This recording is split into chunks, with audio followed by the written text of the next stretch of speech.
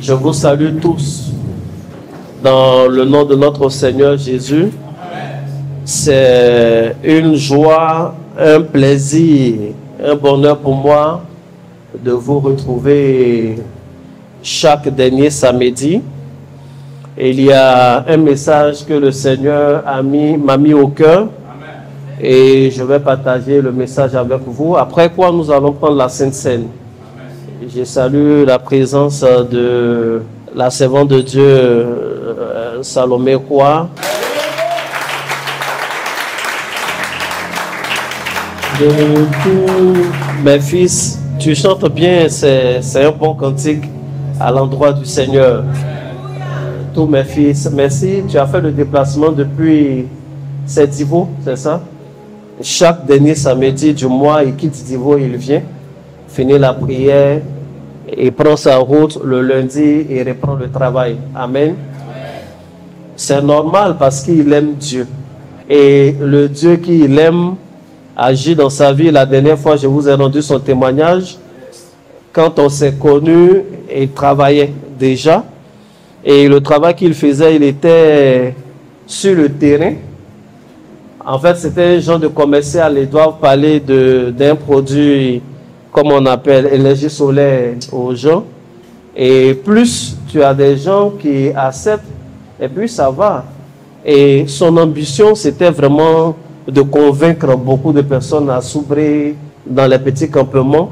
Et aussi, il priait fortement, il voulait quand même qu'on lui donne, comme on appelle, une moto pour pouvoir sillonner les zones et autres. Un peu. Il voulait être dans une bonne équipe. Aujourd'hui, il n'est pas juste un simple commercial, il n'est pas chef d'équipe, mais il est chef de zone. Il priait pour une moto. Aujourd'hui, il a son deuxième véhicule 4x4. Donc, le Dieu que nous prions, c'est un Dieu vraiment qui entend nos prières. C'est clair que par moments, on est confronté à des défis. C'est la réalité. C'est ce que je disais hier à l'église. On n'est pas dans une cour de récréation. On est dans un champ de combat, de bataille. Donc, par moment, on peut prendre des coups. Par moment, la situation peut ressembler à ce que nous ne souhaitons pas. Mais la certitude que nous avons, c'est que notre Dieu a toujours le dernier mot. Il a toujours le dernier mot. Il faut dire Amen. Il y a 2 mois, non? Il y a 2 mois, nous étions en train de prendre la Sainte Seine ici. Et il y a une dame qui est venue, une jeune dame qui est venue un peu en retard même. Elle est venue pratiquement au moment où on allait prendre la Sainte Seine. Le Seigneur m'a inspiré, j'ai prophétisé sur sa vie. Je l'avais mise ici, j'ai dit son nom. Il y avait 3 personnes qui connaissaient quelqu'un qui portait le même nom. Je ne sais pas si vous vous souvenez. Et voilà. Par élimination, finalement, je me suis retrouvé devant une seule personne.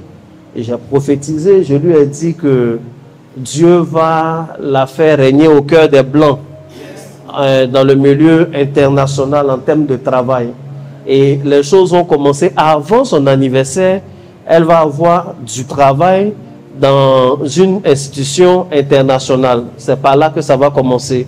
Et quand ça sera fait, après elle va quitter le pays. Et il y a 4 jours, elle m'a appelé avec des messages à l'appui pour me dire que la prophétie annoncée sur sa vie, pour laquelle elle a dit Amen, pour laquelle vous avez dit Amen, la prophétie est accomplie.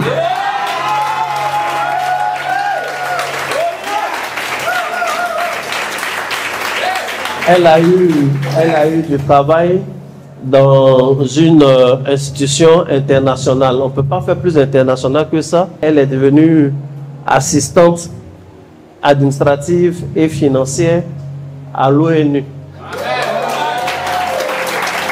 Je ne sais pas ce qui est plus international que l'ONU.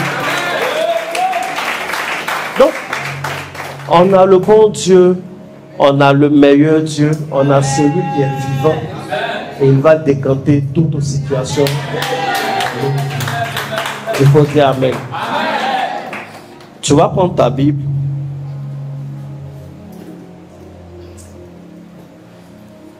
On va lire 3 passages. Je vais expliquer. Et puis on va prendre la Sainte Seine. Tu vas prendre Genèse 17. Qui fait la lecture? Genèse 17, verset 17.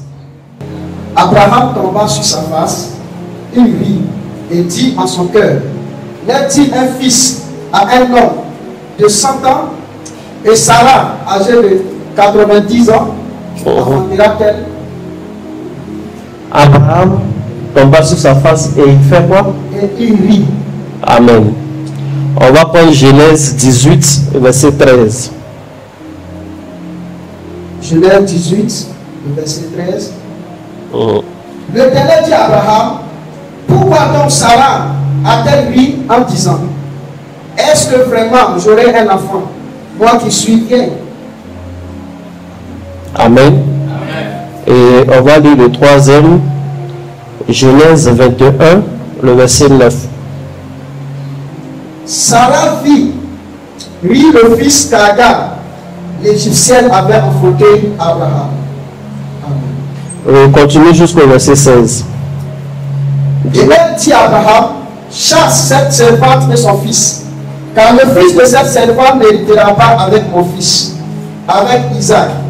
Ces paroles de plus fort aux yeux d'Abraham à cause de son fils.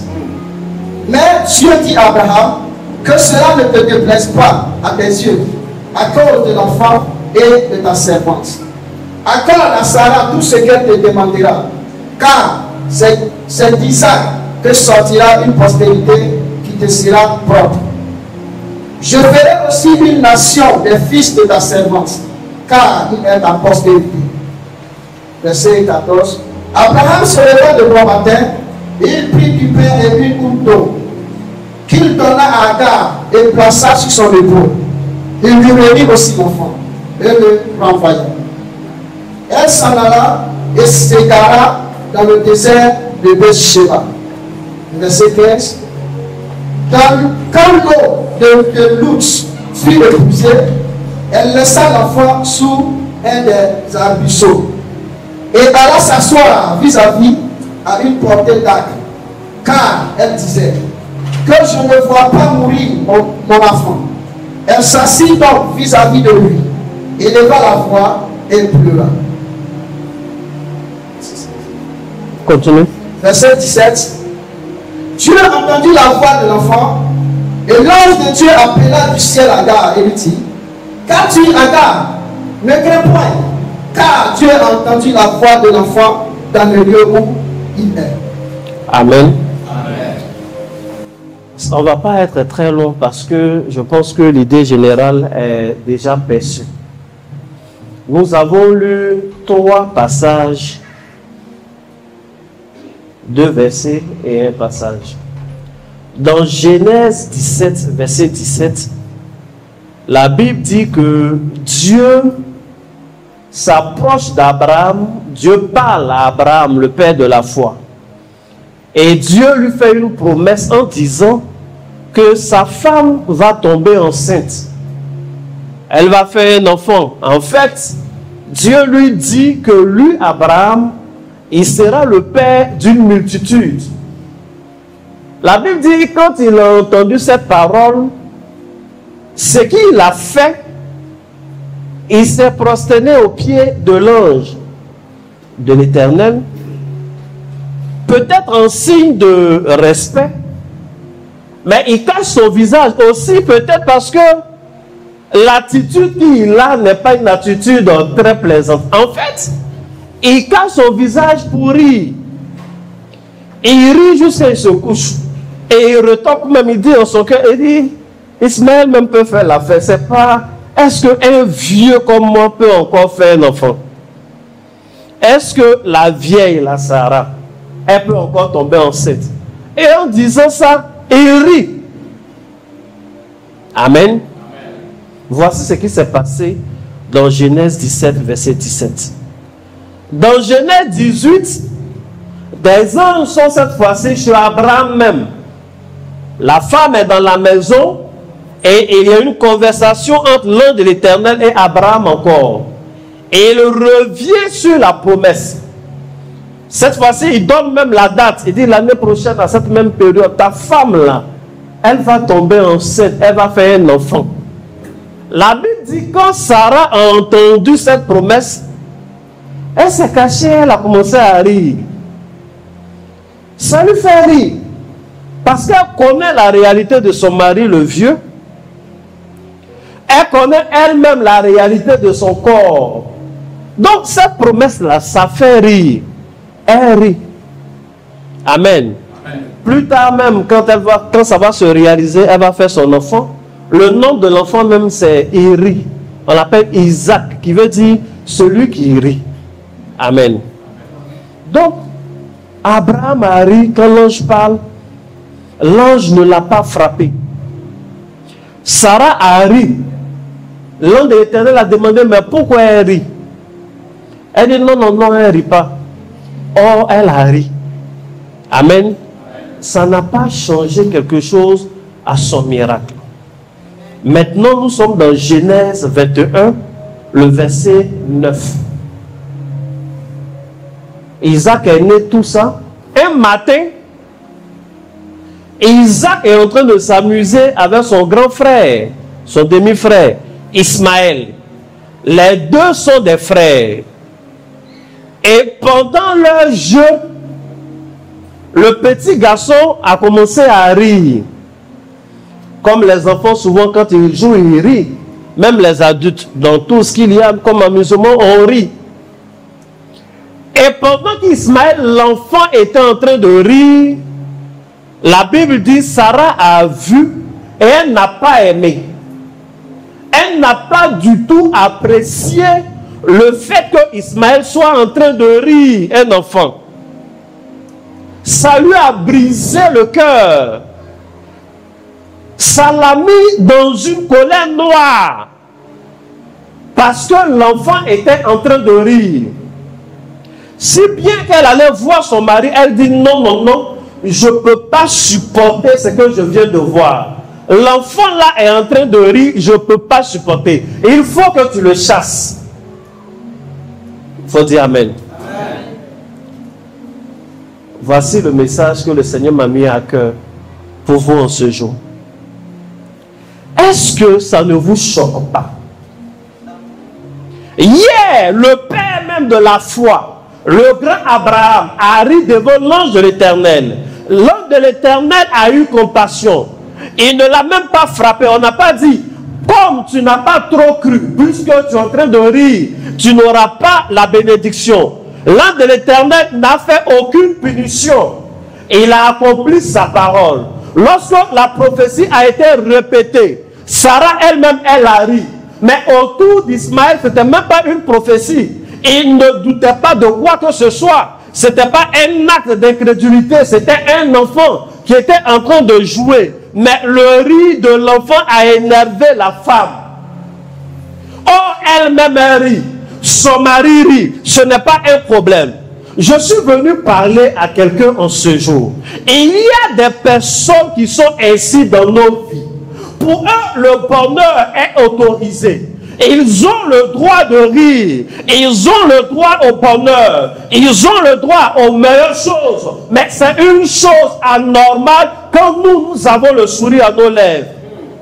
Les enfants ont le droit de se marier. Mais dès l'instant qu'on demande la main de l'une de nos filles, c'est un problème.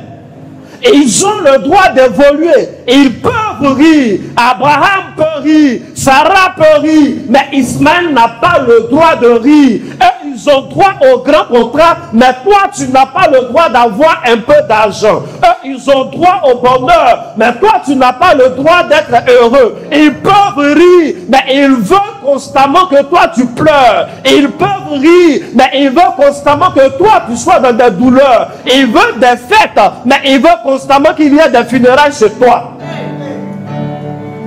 Elle n'a pas supporté le bonheur de l'enfant. Son cœur de vieille, son cœur de mère. Je ne juge pas Sarah, mais je juge l'acte de ce jour. Quel est le problème lorsqu'un enfant est en train de rire? C'est quoi le problème lorsqu'un enfant est en train de se réjouir avec son demi-frère?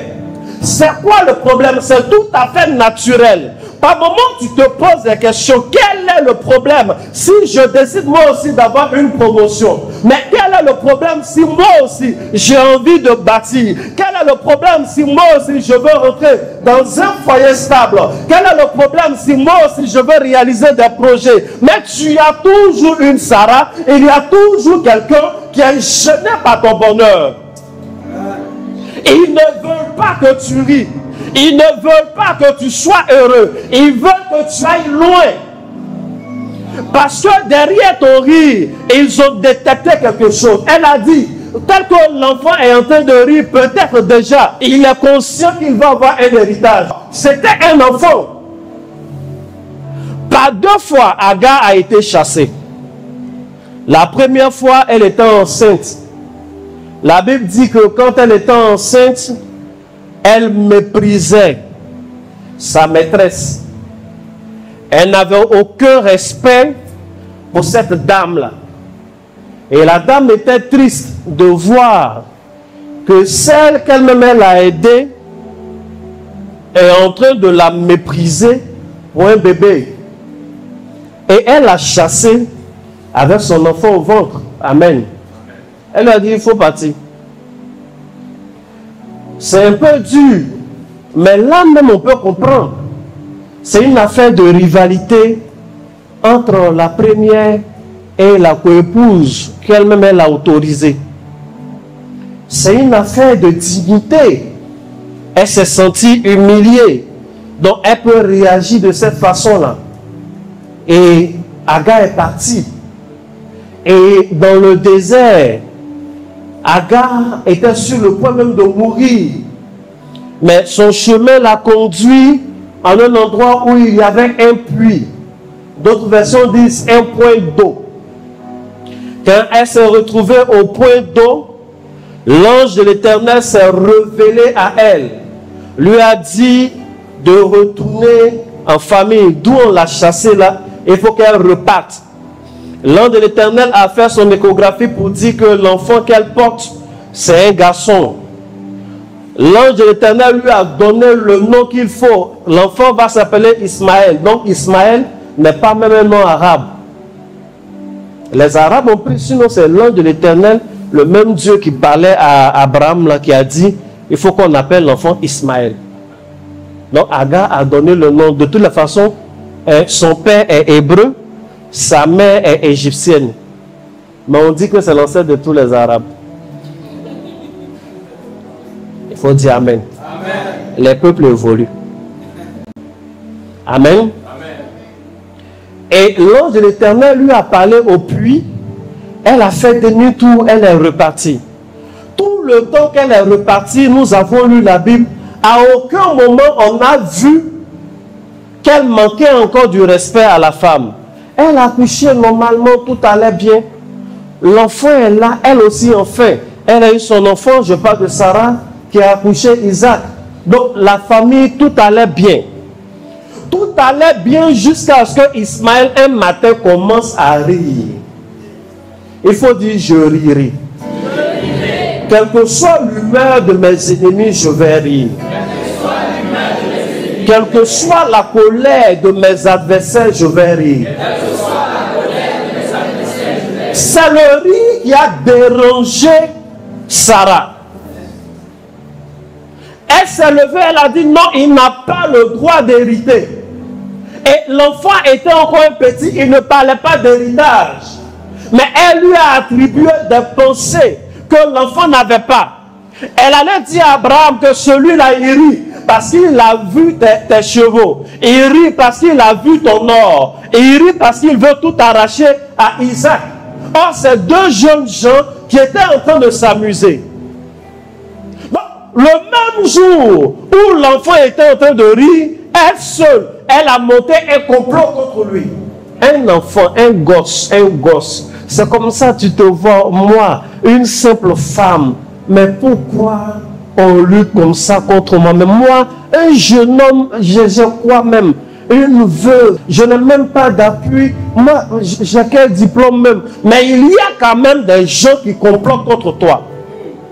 Parce qu'ils ont vu ce qui est en toi. Il faut dire Amen. La Bible dit, lorsque Agar a été chassée encore, cette fois-ci, elle ne savait même pas. Parce qu'elle respecte la vieille. Peut-être que la terre est épuisée, de loin vient. Abraham dit, bon, écoute, vous allez partir. Elle dit, pourquoi on est à l'enfant là, rien ici? Il était en train de rire, vraiment, Sarah n'a pas apprécié. Ce n'est pas une histoire d'héritage qui était le problème. Pour preuve, Abraham n'a pas eu seulement qu'Isaac et Ismaël comme fils. En dehors d'Isaac et d'Ismaël, même après avoir chassé Ismaël, il a fait d'autres enfants. Il a fait des enfants avec Ketura. Et au soir de sa vie, la Bible dit qu'il a partagé l'héritage avec tous ses enfants qu'il avait eus. Et Dieu était d'accord avec. Il a donné la portion d'Isaac. Il a donné la portion des autres enfants qu'il venait d'avoir. Et ça n'a pas dérangé Dieu. Et ça n'a pas appauvri, comment on appelle, Abraham. Et ça n'a pas dérangé la destinée d'Isaac. Mais c'est la personne même d'Ismaël là que la femme n'a jamais aimé. Elle n'aimait pas Ismaël à cause de sa mère. En fait, le sourire d'Ismaël lui rappelle quand la vieille, comment elle s'appelle, Agar se moquait d'elle. Et il a le même rire, le petit rire qu'on fait, où il y a les fossettes, le même rire qu'Agar. Donc quand elle voit ça, ça l'énerve. C'est ce qu'on appelle par moment l'héritage des ennemis de nos parents. Il y a des gens qui sont nés à Abidjan et ils n'ont pas mis pied, ils n'ont jamais mis pied au village. J'ai reçu un jeune ici et je lui parlais, je dis, mais quand je vous vois, je vois telle personne derrière vous, telle personne, celui-là, il a attrapé votre pied, il est en train de faire des choses. Il était là, il me regardait, il ne voyait pas du tout de quoi je parlais. Donc, il allait voir son père, parce que j'ai dit que son père aussi avait un problème. Donc, il allait demander à son père a confirmé. Donc, ça lui a donné confiance, il lui a dit tout le reste, les noms qu'il avait écrits. Et puis son papa dit, oui, c'est des gens que je connais, d'autres qui vivent, d'autres qui ne vivent pas encore, mais c'est pourquoi. Et lui dit, ah, le prophète dit que c'est eux qui ont attrapé mon pied, des trucs de ce genre. Mais le monsieur a crié, il dit, mais non, que moi-même, ton père, ce n'est pas mes amis. C'est des oncles et des amis de ton grand-père. Non, ils font quoi avec ton pied? Ils font quoi derrière toi? Comment à travers toi, un homme spirituel peut les voir? Lui, il ne va pas au village de jeunes. Il ne va pas au village. Un gars qui prend sa main, d'après lui-même, quand il veut s'amuser, il tourne à Jacquesville, à Bassam, l'autorité du Nord, il ne prend pas. Non, à quel moment il va aller chez lui? Mais les gens là sont derrière lui parce qu'il a un sang et souvent des aspects même physiques qui rappellent son père. C'est ce qu'on appelle l'héritage des ennemis de nos parents. Non, lui, il avait le riz de sa mère. Elle s'est fâchée. Il faut dire Amen. Amen. Bien-aimé, peut-être que tu as le sang de ta mère. Tu as le sang de ton père. Peut-être que tu as hérité de certains ennemis. Peut-être que tu as des tics qui ressemblent aux choses de tes parents, donc tu as hérité de leurs ennemis. Et il y a beaucoup de possibilités, peut-être. Mais moi, j'ai un seul message pour toi. Amen. Le message que j'ai pour toi, c'est que tu as droit au rire. Amen. Tu as droit au rire. Amen. Tu as droit au bonheur. Amen. Tu as droit à la joie. Amen. La Bible dit, lorsque les deux ont été chassés, Abraham va donner un peu de pain et un peu d'eau à Agar. Abraham ne lui donne pas de l'or. Abraham ne lui donne pas plein de choses. Il lui donne simplement un peu de pain et un peu d'eau. Et la Bible dit, lorsque l'eau est finie, la dame a su qu'elle allait mourir de soif. Elle a su que son fils allait mourir également de soif. Elle a déposé l'enfant et elle allait se mettre à une distance d'à peu près un tiers. Et elle a commencé à pleurer. Elle a commencé à pleurer, à invoquer Dieu. Son fils de son côté également était en train de pleurer. Et la Bible dit, un ange de l'Éternel est apparu. Et l'ange a parlé à Agar. Et l'ange a donné encore des prophéties et une orientation à Ismaël. La Bible dit que l'ange a entendu la voix d'Ismaël et il a dit, ne craignez absolument rien. Cette fois-ci, vous n'allez pas repartir chez Abraham. Mais l'enfant qui est en train de pleurer là, l'enfant ne va pas mourir. De lui également va sortir un grand peuple. Il va habiter en face de ses frères. Et il ne sera pas indigent. Il sera un homme puissant. Donc, hier, l'enfant était en train de rire. Et son rire a attiré des ennemis. L'enfant était en train de rire. Et son rire a attiré la colère de celle qui était comme sa mère. L'enfant était en train de rire. Et son rire a attiré la jalousie. L'enfant était en train de rire. Et son rire a attiré une forme de sorcellerie. Mais quelque temps plus tard, les pleurs ont attiré un ange. Je suis en train de dire à une personne, même les ennemis qui te poussent à gémir la nuit, les gémissements que tu as vont attirer l'ange de l'Éternel vers toi. Tes ennemis qui te font parler et prier la nuit, ce sont ces prières-là qui vont changer ta situation. Et il y a quelque chose que Agar n'avait pas vraiment compris. Sauf c'est que elle avait été chassée une première fois. Et pendant qu'elle partait, elle était enceinte. Elle pouvait mourir dans le désert. Mais arrivée à un puits, elle a vu un ange. Et l'ange lui a donné l'orientation. Amen. Dans le désert, on se perd facilement. Et l'ange lui a dit ce qu'il faut faire. Donc, elle est retournée. C'est évident, si c'est écrit d'ailleurs, qu'elle a eu le temps de raconter cette histoire-là à Abraham. Pendant tout ce temps. Sûrement qu'Abraham lui a demandé, mais tu partais un an, pourquoi tu es revenu? Quand elle allait même demander pardon à Sarah, Sarah sait que ça, ce n'est pas le comportement naturel d'Agar. Elle a dû lui poser des questions et elle a expliqué. Mais Abraham avait l'information que pendant son premier voyage, elle avait été en contact avec un ange. Donc le jour où on la chasse avec l'enfant, Abraham aime Ismaël. La Bible dit qu'il s'est mis même en colère contre Sarah quand Sarah a demandé de le chasser. C'est Dieu qui lui a dit, laisse faire la femme là. L'enfant là, il ne faut pas t'inquiéter, moi-même je le gère. Et il donne du pain et il donne de l'eau. Elle a pensé que l'eau là, c'était pour boire et étancher sa soif. Mais en fait, ce n'était pas pour boire et étancher sa soif qu'Abraham avait donné. Comme la première fois, elle s'est retrouvée à côté d'un point d'eau. Et au moment où elle était là où le point d'eau était au puits, un ange de l'Éternel lui est apparu. Donc il y a un ange qui suit Agar, mais qui répond au langage de l'eau. Donc Abraham lui donne un peu de pain, mais il lui donne de l'eau, afin que si les choses sont compliquées, elle puisse s'arrêter et faire une libation. Amen. Elle puisse utiliser cette eau-là pour parler au Dieu de son alliance. Lui dire que je suis retourné, voici ce qui est en train de se passer. Et verser l'eau, l'ange allait répondre. Mais elle n'avait pas la connaissance. La Bible dit qu'elle l'a tout bu. Mais qu'est-ce qui va déclencher la venue de cet ange? Elle a murmuré, ils ont parlé. Elle parlait de son côté, sûrement son enfant parlait, mais la Bible dit, elle va déposer l'enfant à une certaine distance. Elle-même, elle va aller à une autre distance. Cette fois-ci, elle va arrêter de parler. La Bible dit, elle se met à pleurer. L'enfant de ce côté aussi se met à pleurer. Des gens qui sont en train de pleurer sont des gens qui versent des larmes sur la terre. Donc, en train de verser de l'eau sur la terre. Faites une libation de façon inconsciente.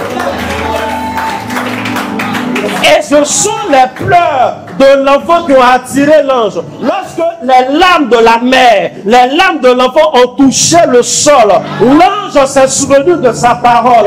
Et il est venu, il a parlé à la femme. Et il lui a dit, ne pleure pas. Tu as l'autorisation de rire. Ton enfant n'a pas mal fait de rire. Parce que de lui aussi vont naître 12 princes qui vont dominer sur la terre. De lui aussi sortiront des personnes qui auront un héritage sur la terre. Ton enfant ne sera pas indigent. Ton enfant ne sera pas esclave d'Isaac. Tu ne seras plus jamais esclave de cette femme-là. Et lui dit, ne va même pas loin. Reste à côté ici parce que moi, l'Éternel, je vais t'établir sur cette terre. Voici comment Ismaël a eu sa vie sauve et sa mère Agar n'est pas morte. J'allais exagérer.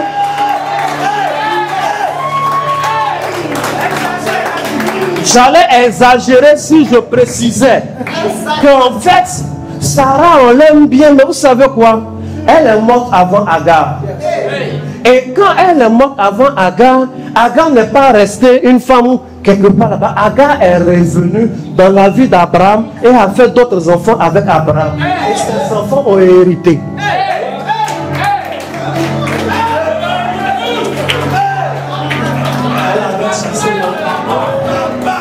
Elle avait chassé à cause d'un enfant, non?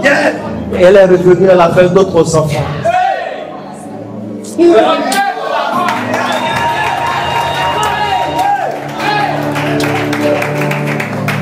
On t'a chassé à cause d'un petit salaire, non?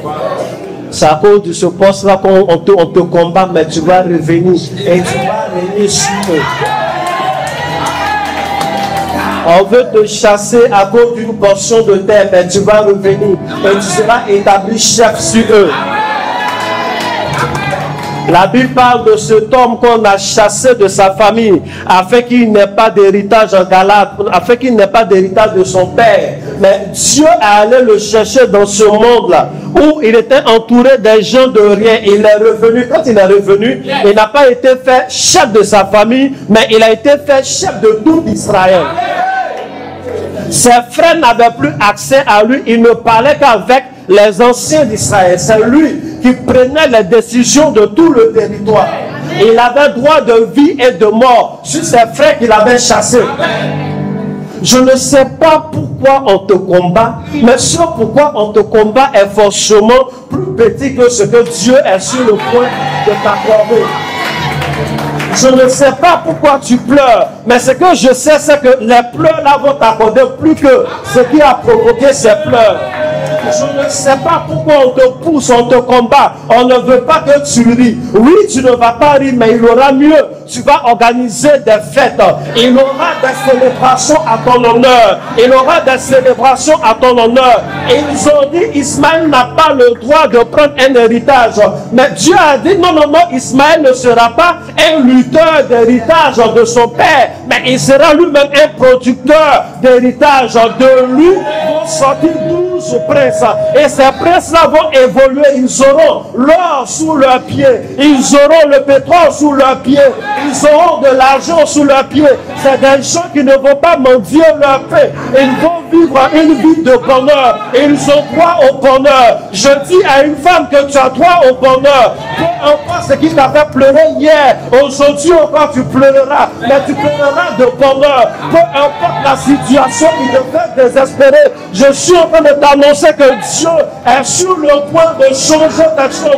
Peut-être que tout paraît mort, mais Dieu est sur le point de ressusciter ces choses dans ta vie au nom puissant de Jésus. Oh yes. Tu vas te tenir debout.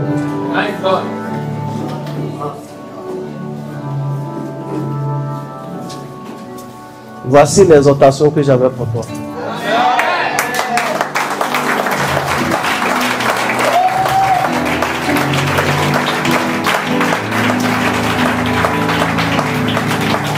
Si Abraham a ri et que l'ange ne l'a pas tué, si Sarah elle-même elle a ri que l'ange ne l'a pas tué, moi aussi je vais rire. Amen.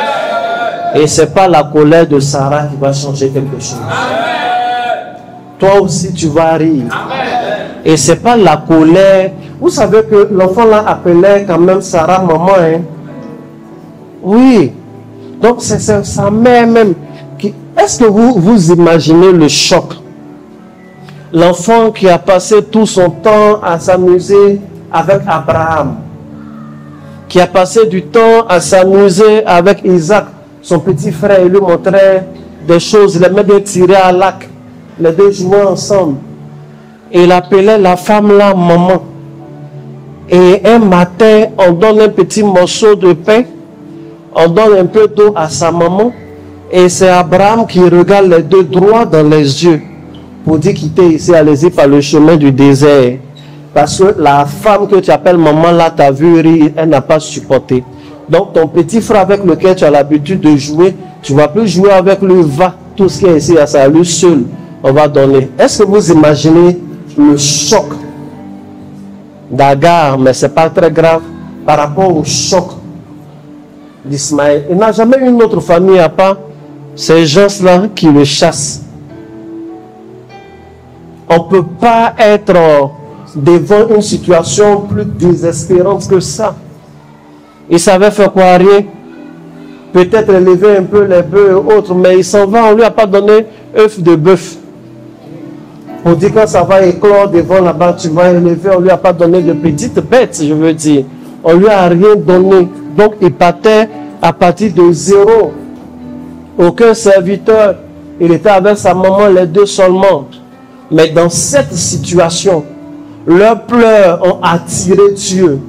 Et Dieu a fait de lui un roi. Amen. Parce que c'est seulement des rois que peuvent sortir des princes. Amen. Et Dieu a fait d'Agar donc une reine mère. Elle n'est pas n'importe qui. Amen. Amen. Et Dieu a autorisé le décès de la femme là avant sa mère. Et sa mère a eu d'autres enfants. Amen. Amen. Et le nom de sa mère a été changé. D'Agar, elle est devenue Ketura, qui signifie encens. C'est la même personne là qui est Ketura. Encens ou bonne réputation. Hier, son nom a été gâté. Abraham a dit, ma petite, reviens ici. Toi au moins, Sarah te connaissait. On va continuer ce qu'on a commencé. De toute façon, Ismaël est béni. Je suis sûr que les autres enfants là, ils seront intelligents aussi. Et elle est venue, elle était là, elle n'était plus esclave, elle était épouse. C'est elle qui avait des esclaves. Celle qui était humiliée hier a été rétablie. Je déclare que Dieu rétablisse ta vie. Je déclare que Dieu rétablisse ta vie au nom de Jésus.